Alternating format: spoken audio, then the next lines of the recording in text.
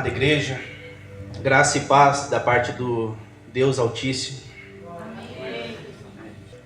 Agradeço com muita alegria que há no meu coração de ter sido chamado novamente para pregar. Esse que é um trabalho, um ofício muito difícil. Não um ofício no sentido de ganha-pão, porque nós não fazemos por isso. O nosso ministério, ele deve ser para agradar a Deus, deve ser para louvar, para levar o nome de Jesus Cristo às nações.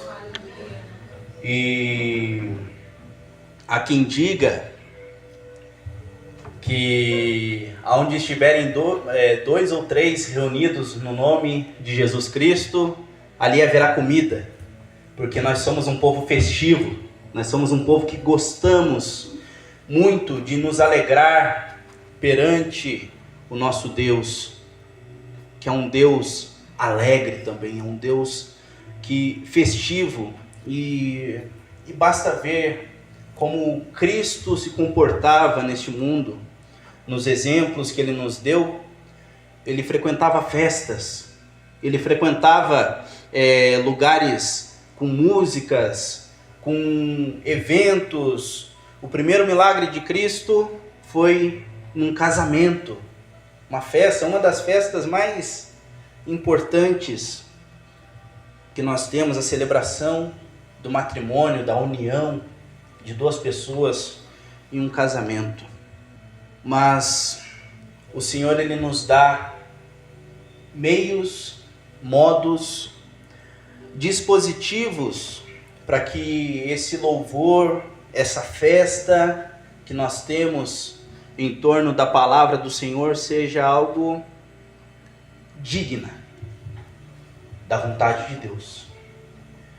Hoje eu trouxe, o Espírito me levou a ler o primeiro livro das crônicas dos reis de Israel, no capítulo 13, num trágico incidente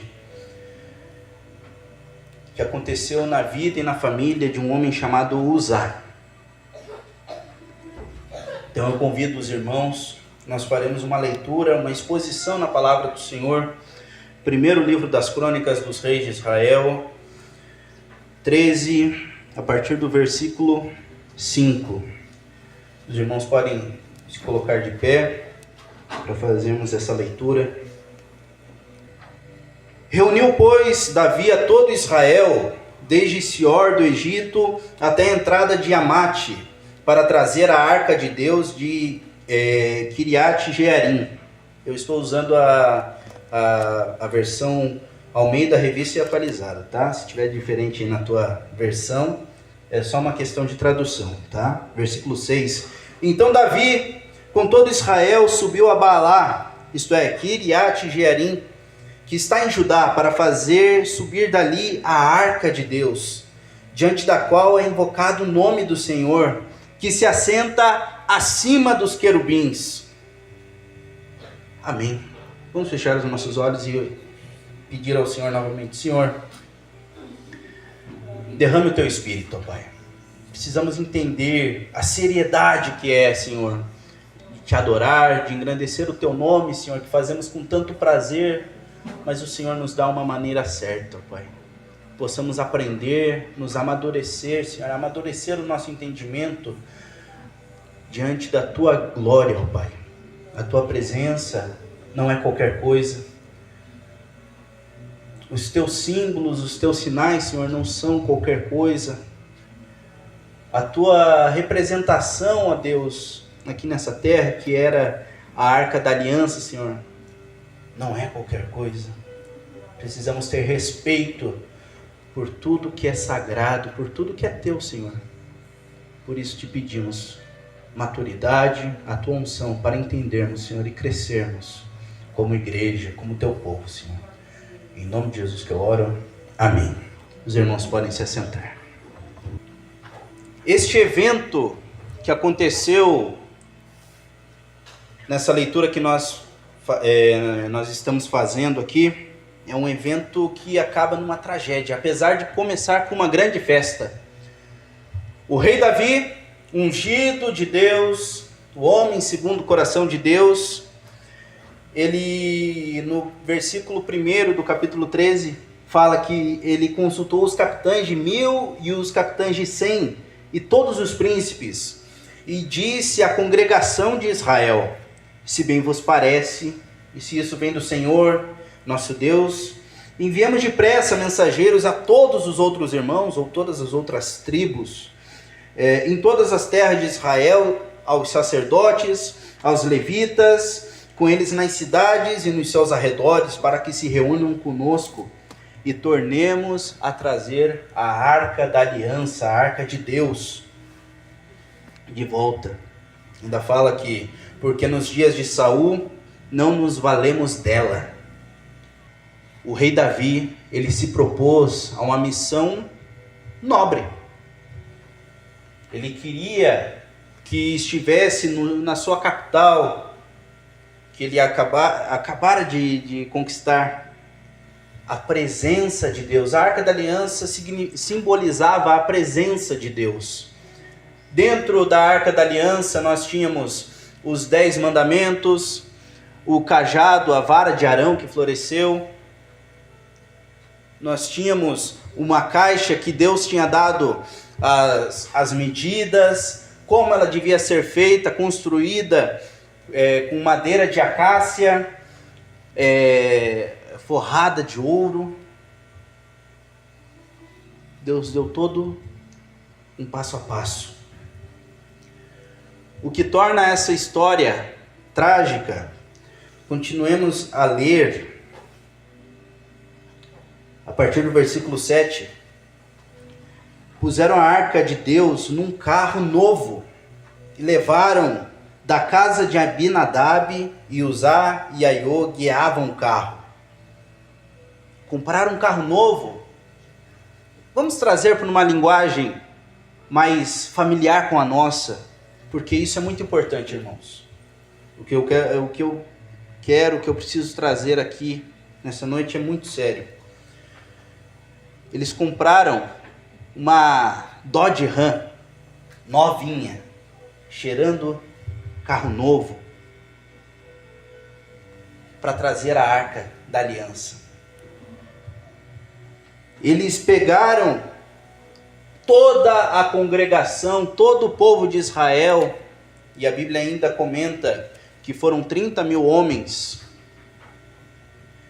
que foram trazidos para essa grande festa, e dançaram e cantaram, e tinha tamborim, e tinha alaúde, saltérios, harpas. Eles faziam uma grande festa, músicas, cânticos ao Senhor. No versículo 8, Davi e todo Israel alegravam-se perante Deus, com todo o empenho em cânticos, com harpas, com alaúdes, com tamborins, com símbolos e com trombetas. Mas quando chegaram à eira de Quidom, estendeu Uzá a mão, a arca, para segurar, porque os bois tropeçaram. Na nossa figura, porque a Dodge Ram passou numa estrada esburacada, a arca ela deu um solavanco e Uzá estendeu a mão. Então a ira do Senhor se acendeu contra Uzá e o feriu, por ter estendido a mão à arca, e morreu ali perante Deus. Desgostou-se Davi porque o Senhor irrompera contra Uzá, pelo que chamou aquele lugar Pérez Uzá até os dias de hoje. E temeu Davi a Deus naquele dia e disse: como trarei a minha arca de Deus? Pelo que Davi não trouxe a arca para si, para a cidade de Davi, mas a fez levar à casa de Obed-edom, geteu. Uma grande festa, uma grande celebração em torno da presença de Deus, que é uma bênção.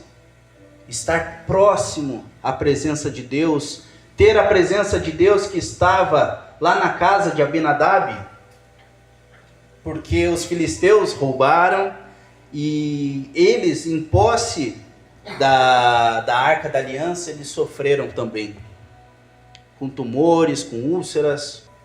E eles entenderam que a presença de Deus, de forma incorreta, estava os matando. Dessa forma entregaram a Abinadab a Arca da Aliança. E nós clamamos dia após dia por essa presença santa do Senhor. Quem não gostaria de ter a presença próxima do Deus Altíssimo, próxima de nós? E a pergunta que eu começo o nosso estudo: será que o nosso culto agrada a Deus?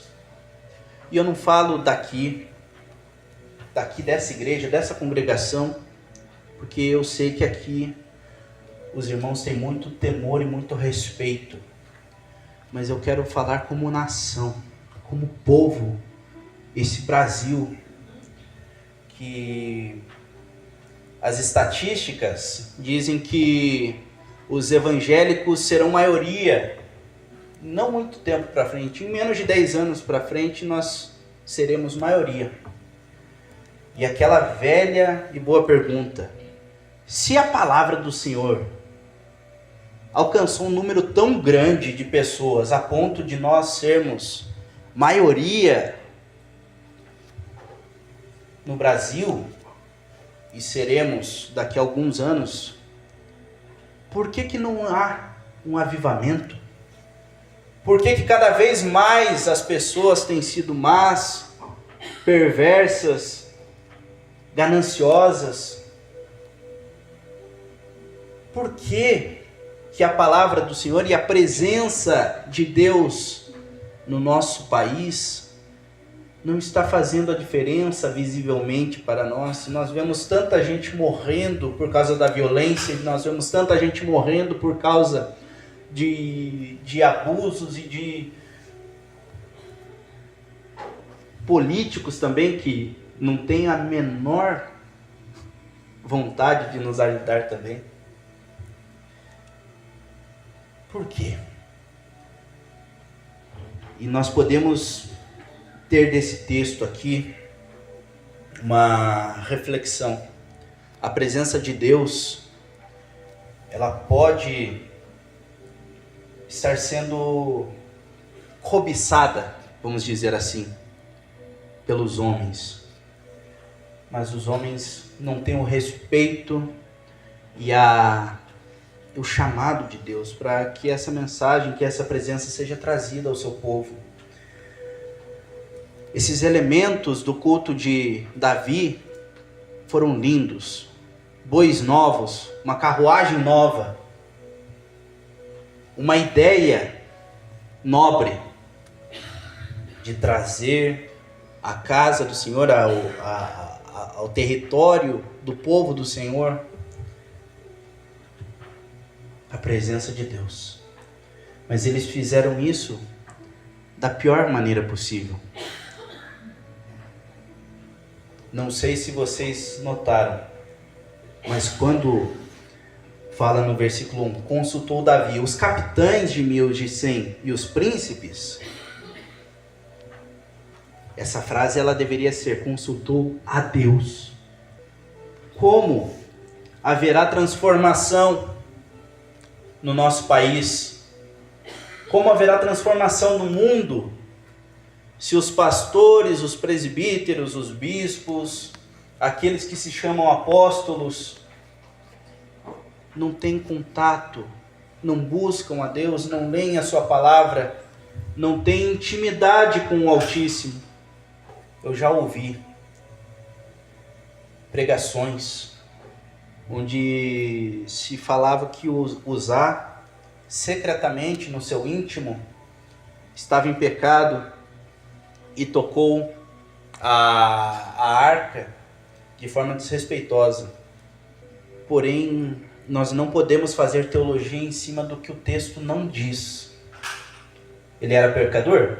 Sim, nós podemos afirmar isso, porque todos pecaram e destituídos estão da glória de Deus, mas isso não é a questão que o texto levanta. Nessa pregação, buscaram atribuir a Uzá a culpa da sua morte, mas o texto não põe a culpa necessariamente em Uzá. No capítulo 15, nós temos uma resposta para esse grande problema. A partir do versículo 13. Pois visto que não a levaste, a arca da aliança, na primeira vez, o Senhor nosso Deus irrompeu contra nós, porque não o buscamos, segundo nos fora ordenado. Então santificaram-se, pois, os sacerdotes e levitas para fazerem subir a arca do Senhor, Deus de Israel. E os filhos dos levitas trouxeram a arca de Deus nos ombros, pelas varas que nela estavam, como Moisés tinha ordenado segundo a palavra do Senhor. O evento é o mesmo. A circunstância é a mesma. O objetivo é o mesmo. Nesses dois cultos, no culto do capítulo 13 e no culto do capítulo 15. O que mudou é que eles consultaram a Deus. Consultaram, foram lá no livro de Êxodo, se eu não me engano, 25, e viram, é dessa e dessa forma que tem que ser feito. Não é qualquer um que leva a arca da aliança. Precisava ser levita, precisava ser nas varas de acácia, cobertos de ouro. Precisava por um capricho de Moisés? Não, precisava porque Deus havia ordenado assim. Deus que dá a ordem, Deus que manda como deve ser feito. É Deus que nos dá o meio de adorar a Ele. Irmão, se você acha que você era necessário para a adoração a Deus, eu tenho uma verdade bíblica. Deus Pai, Deus Filho e Deus Espírito Santo vivia consigo mesmo. Deus triuno, em perfeita harmonia, em amor perfeito. E a Bíblia nos diz mais uma verdade, que por amor Ele esvaziou-se de si mesmo e criou e tornou vida aquilo que não era vida, e criou todas as coisas, animadas ou não. Deus criou. Deus, Ele não quer ser bajulado. Deus não quer ser... Deus não quer as suas ofertas da forma mais mesquinha possível. Ah, Senhor, me dê isso aqui porque eu estou te dando aquilo ali. Deus não precisa dessa adoração, Ele nunca precisou. Por amor, Deus te criou. Porque por amor, você precisa dEle. Ele não precisaria de você, mas por amor Ele se esvaziou. Os filósofos procuram um sentido para a vida. O sentido da nossa vida é adorar a Deus, prestar o nosso louvor a Deus, não porque Ele precisa, mas porque Ele nos deu essa oportunidade, e Ele é o Senhor de todo o universo, o primeiro e o último, e nós o adoramos por aquilo que Ele é. Deus é grandioso e Deus também é bondoso. Os homens tentam negar essa verdade, porque olha o que aconteceu com Uzá. Por que ele foi sacrificado dessa forma perante o Senhor? Mas essa tragédia deu um bom resultado, querendo ou não. Davi temeu a Deus, coisa que ele não estava fazendo antes. A congregação dos filhos de Israel temeu a Deus, coisa que eles não haviam feito. Eles estavam numa festa grandiosa, com tudo o que o seu reinado, o reinado de Davi, poderia oferecer. E Deus não quer o que você possa oferecer. Deus quer obediência. Deus quer que você faça a adoração pensando no que Ele nos deu para adorá-lo. Deus te deu dons, talentos. E esses talentos, eles não podem ser usados de qualquer forma. O que Deus te deu é dele. O que você acha que você é bom, não vale nada se não for para Ele. Porque dele, por Ele, para Ele são todas as coisas. Ele é o autor e o consumador de tudo. E da nossa fé também. Não adianta você acordar cedo, tomar o seu banho, escovar os seus dentes e adorar o Senhor relaxadamente. Uzá morreu por culpa de Davi. Uzá morreu por uma inconsequência de Davi. Uzá morreu porque Davi se precipitou. Ele tomou a decisão de forma precipitada, sem consultar a Deus. Ele aquele homem tocou a presença de Deus, a glória de Deus, da maneira errada. Uzá, neste caso aqui, ele é vítima, ele foi uma vítima de uma inconsequência. Vou convidar os irmãos para abrir, não precisam abrir não. Esse exemplo foi dado pela pastora Carol, hoje cedo, dos gibeonitas. Os gibeonitas, eles se apresentaram a Josué e falaram: viemos de longe, nós não somos daqui, nós precisamos de alimentos novos, de comida nova. Nós viemos porque soubemos que o Senhor que vocês adoram fizeram lá no Egito. Eles seriam a terceira cidade a ser conquistada, ali na ordem, né? Jericó, a cidade de Ai e a cidade dos gibeonitas. E eles usaram uma artimanha, usando o nome do Senhor. Resumindo a história, Josué, sem consultar a Deus, fez um pacto com os gibeonitas. Dali, alguns anos, 300 anos talvez, 250 anos talvez, o rei Saul intentou exterminar esse povo. E Davi foi vítima de uma inconsequência lá de 250 anos atrás. O meu apelo para essa igreja, para as igrejas por onde eu tiver a oportunidade de pregar,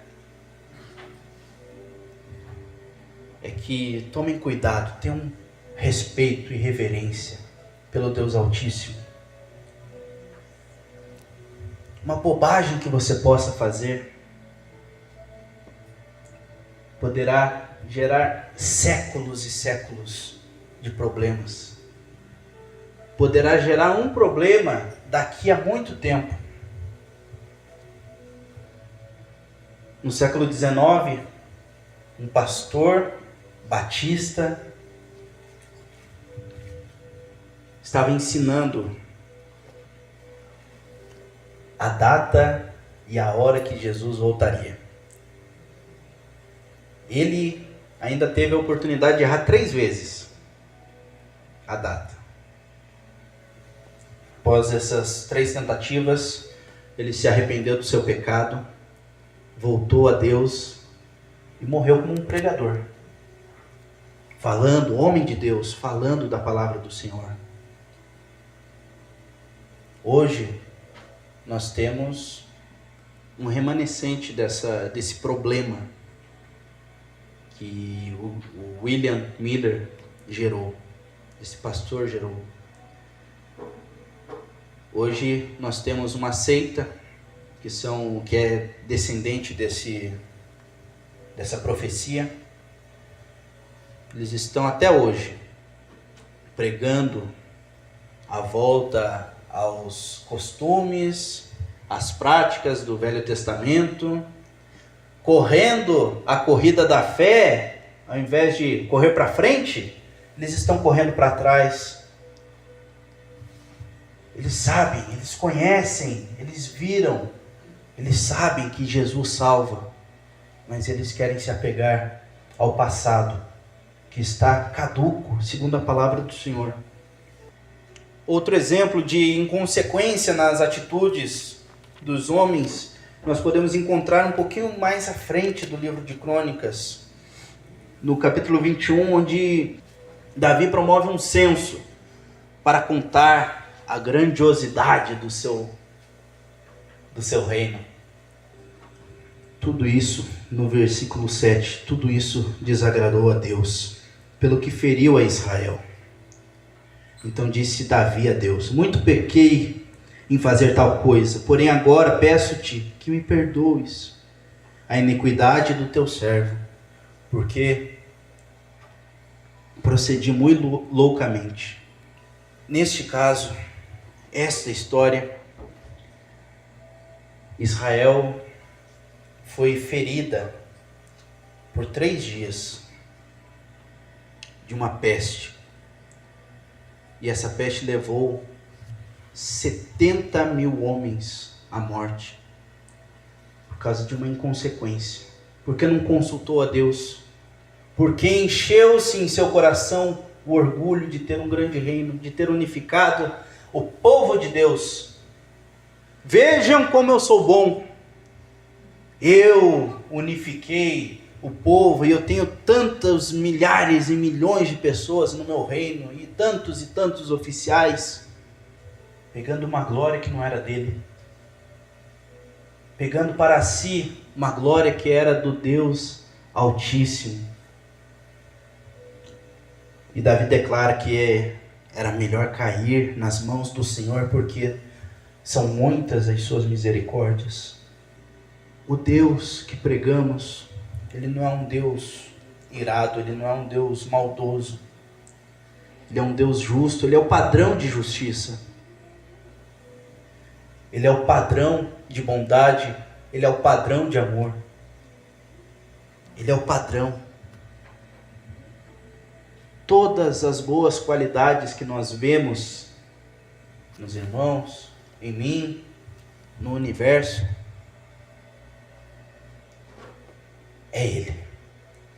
E tudo que nós vemos de ruim, somos nós.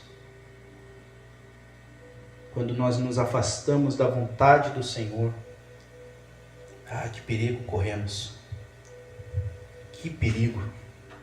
Irmãos, reforcem as suas orações, reforcem as suas leituras, reforcem os seus estudos. Não permita que ninguém engane o coração dos irmãos. A adoração deve ser feita sob os critérios de Deus. Esta semana eu fui impactado com uma conferência que foi mencionada hoje na Escola Bíblica Dominical, sobre revitalização e crescimento de igreja.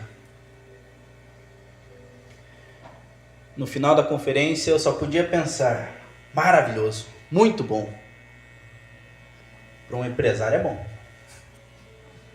Ele ensinou tudo o que precisava para um crescimento de número de pessoas dentro da igreja. Ele ensinou como você vai fazer o template da tua empresa. Ele ensinou que você deve fazer uma frase de efeito para cada um dos seus valores da tua empresa. Que os seus clientes, eles não estão interessados na palavra do Senhor, eles precisam de uma música que seja agradável a eles. Eu não sabia que eu teria essa mesma conferência, uma vez que eu fui no Sebrae. Eles dão o mesmíssimo curso. de como fazer a sua marca crescer, como fazer a sua marca prosperar. Isso serve para empresas, mas isso não serve para a adoração do Deus Altíssimo, porque Deus não está pensando na glória de um local, no número de membros, de pessoas que estão na tua igreja, mas estão lá procurando a presença de Deus da forma errada. Deus não está interessado no louvor interesseiro. Deus não precisa da sua adoração se a sua adoração for pensada, eu preciso de um carro, então eu tenho que dizimar na igreja. Pegue o seu dízimo e doe para outra pessoa, mas não profane a glória e a presença de Deus. Tem outros vários exemplos de inconsequências. Simão o mágico, que tentou comprar o Espírito Santo, o poder do Espírito Santo, para o inferno com seu dinheiro, respondeu o apóstolo. Deus não precisa do teu dinheiro. Deus não precisa do teu louvor que você entoa de forma errada, não de errada de afinação, irmãos, entenda, errada querendo se engrandecer porque você alcança uma nota que ninguém alcança, ou porque você canta uma música que é belíssima na sua melodia e na sua harmonia, mas a letra é anti-bíblica. Deus não precisa de você para ser adorado, mas você precisa dele. A conversão e o verdadeiro cristão, ele entende que você é importante porque você está fazendo a vontade de Deus nessa terra. Você é um instrumento de Deus que está nessa terra para refletir a luz do Senhor. O nome dele deve ser exaltado. Não o meu, não o seu, não da igreja, não da placa. O nome de Jesus Cristo. E o crescimento não deve ser um crescimento empresarial. O crescimento da igreja brasileira, ela deve ser no amor, no estudo, na comunhão, na palavra e na oração. Santificaram-se, pois, os sacerdotes e levitas, para fazerem subir a arca do Senhor, Deus de Israel. Santifique o seu coração. Venha para a igreja, adore o Senhor, santificando o seu coração. Não venha relaxadamente, não venha porque tem que vir. Não venha porque, eles vão me mandar mensagem lá no WhatsApp, falando, por que você não veio? Deus não precisa dessa adoração. Deus quer o seu coração quebrantado, contrito. Esse é o coração que agrada a Deus.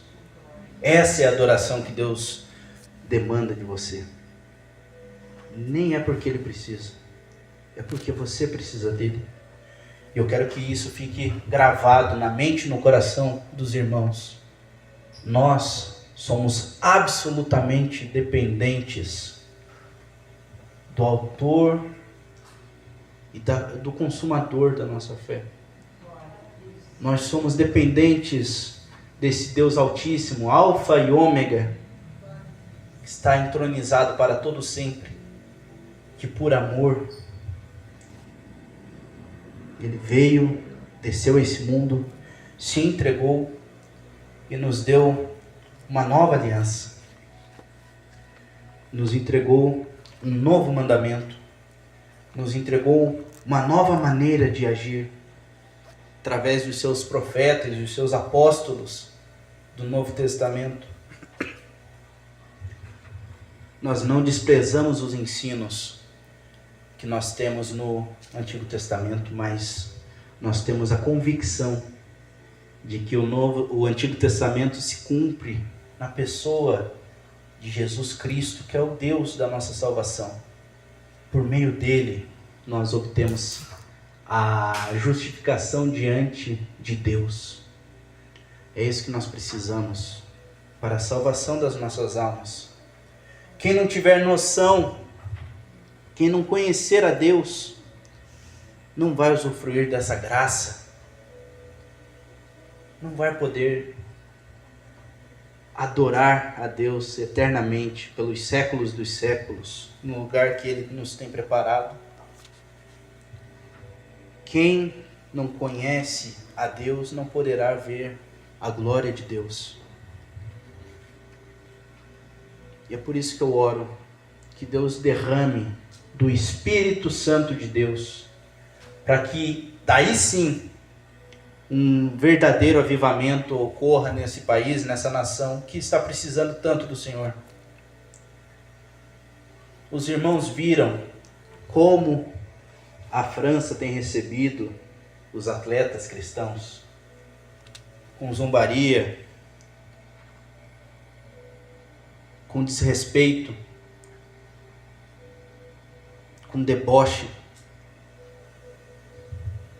Mas pior é quando a igreja do Senhor age de forma debochada, precipitada, sem consultar a Deus. Por isso que é muito perigoso, irmãos. No livro de Hebreus, fala que é impossível que os que uma vez foram iluminados voltem a ser iluminados novamente, porque eles precisariam que um novo Cristo morresse em favor dos pecados dele. É impossível que os que foram alcançados pelo Evangelho uma vez sejam alcançados uma segunda vez. Tenham respeito, temor e tremor diante do Senhor.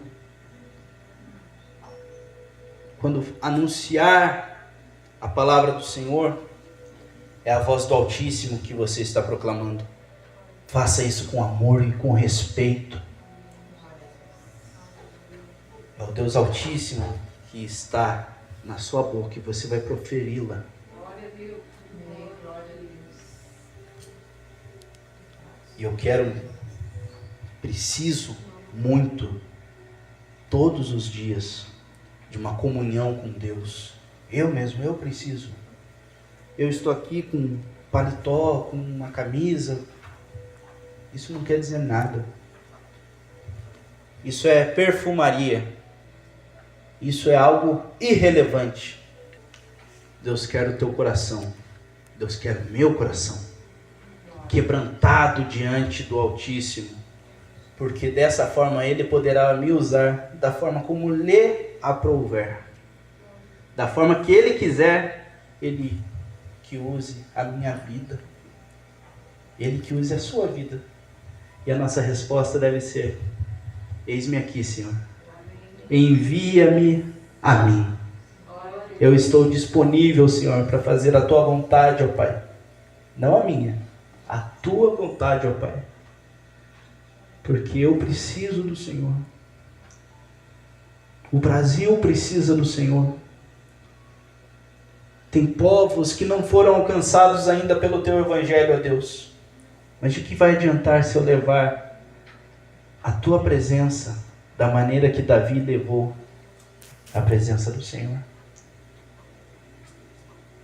Para acontecer uma real transformação no mundo, nós precisamos consultar a Deus. Nós precisamos nos preparar, estudar, orar, participar do culto de oração da igreja, participar do culto dominical, que é consagrado ao Senhor. Precisamos participar das reuniões de comunhão da igreja. Nós precisamos pensar no que vamos fazer para que a palavra do Senhor seja engrandecida, não com a nossa mente, mas com a mente de Cristo. Rogo-vos, pois, irmãos, que apresenteis os vossos corpos sacrifício útil e agradável, vosso culto racional. A palavra do Senhor, ela é poderosa para transformar as vidas, para transformar essa nação que eu diversas vezes já falei, não tem jeito. Mas eu não tenho direito de desistir, irmãos. Eu não tenho direito de desistir do irmão que está sofrendo com a bebida, do irmão que está sofrendo com as drogas, do irmão que está sofrendo num lar desestruturado. Eu não tenho esse direito de desistir de alcançar, nem que seja só mais uma pessoa, para Deus. Eis-me aqui, Senhor. Envia-me a mim. Eu quero que nesse momento nós abaixemos as nossas cabeças e oremos. Pai, nós reconhecemos, Senhor, a total dependência de Ti, ó Deus. O nosso poder não pode fazer nada, ó Deus, para transformar essa nação, ó Pai. O nosso poder não é capaz de mover nada, Senhor. A nossa capacidade, Senhor, é lixo. A nossa capacidade é tudo que há de mais desprezível, Senhor. Mas é o Senhor que nos capacita.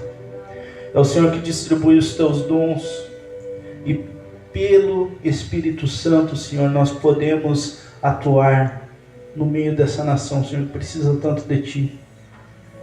Levante, Senhor, nessa igreja, nas igrejas que abraçam esses irmãos aqui, Senhor. Que levante missionários, ó Pai.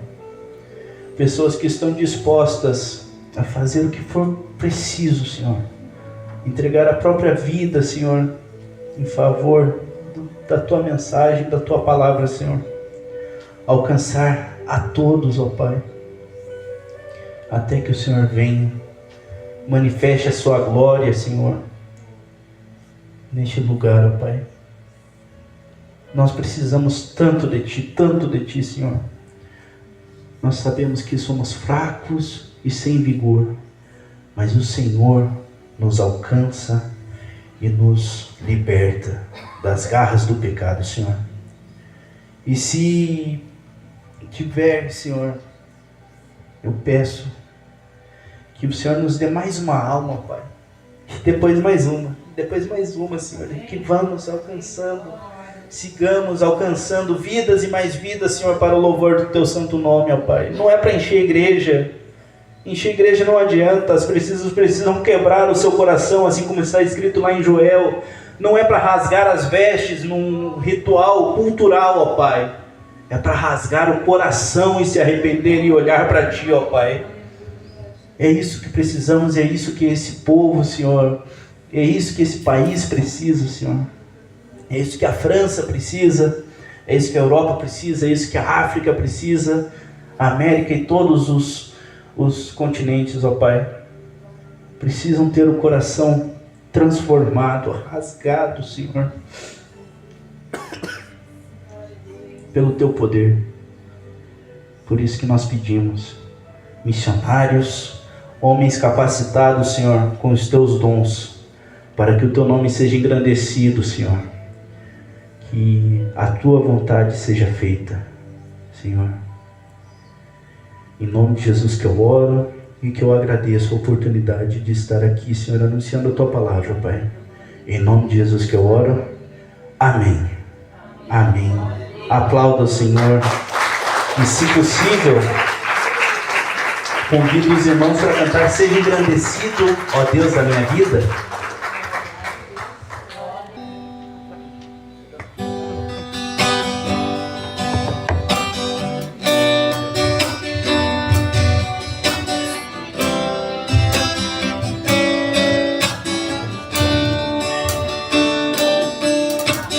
Seja engrandecido, ó Deus da minha vida. Tu és o Deus da minha salvação.